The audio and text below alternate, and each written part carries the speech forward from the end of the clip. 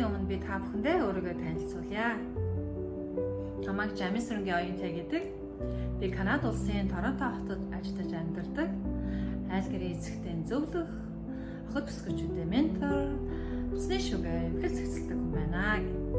Анх яаж би одоо контент хийж сурваа? Яагаад эхэлсэн бэ? Хизээ эхэлсэн бэ? Ямар сургалтанд сурсан бэ гэдэг талаараа та бүхэндээ танилцуулах авсандаа маш их баяртай байна гэв. За миний хувьд бол одоо би 47 настай. Хоёр хүүхдээ ээж, хөрхөн хоёр охины эмээ байна. За 2022 онд 1 сард Канадад ирсэн. За тэгээ Канадад ирээд байж байхдаа би Facebook-ээр ер нь контент 30 хоногийн контент буюу тгээс эхлүүлэх зориг гэдэг контентын тэм сургалт рекламадад яваад исэн л да. За тэгээд миний толгойд ерөөсөл энд суралцах юмсан юу заадгийн бол одоо тгээс эхлүүлнэ гэдэг шиг бүр юу ч мэдэхгүй нойлоос эхлүүлнэ гэсэн үг шүү дээ. Тэгээд миний хувьд бол YouTube, Facebook, Instagram-ын талаар ямар ч ойлголтгүй энэ талаар ямар ч юм одоо би хэрэглэж хангалттай мэдлэг баахгүй өөрөө бас оролддоггүй тийм хүн байсан. За тэгээ Канадад ирснээр ер нь бол сошиал медиан дээр ер нь бол сошиалын одоо энэ контент гэдэг маш ойлголттой болох хэрэгтэй байна, суралцах хэрэгтэй байна гэсэн үгнээс сургалт сурахаар шийдсэн.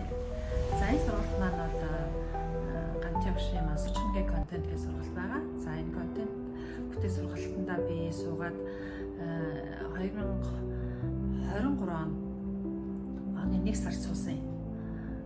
Ингээл оронготл маш их мэдэхгүйнүүд байгаа юм чинь.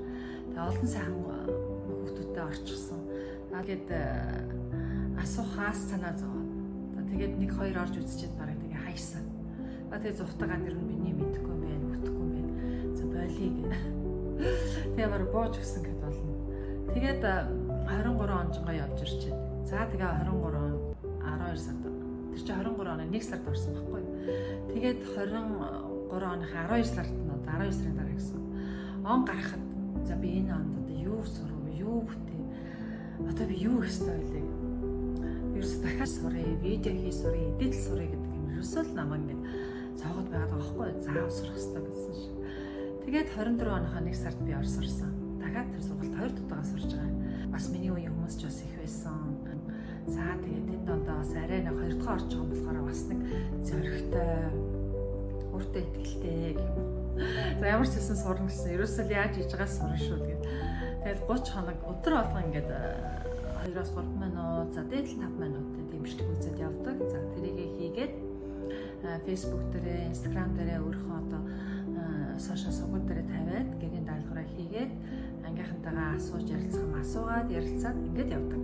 Тэр контент хийж, рил хийж, эдитлэн гэдэг бол маш их цаг ордог юм байлээ. Маш их цаг орно. За маш их шантрах зүйл гарч ирдэг. Өөрөлдөл гэрийн даалгавар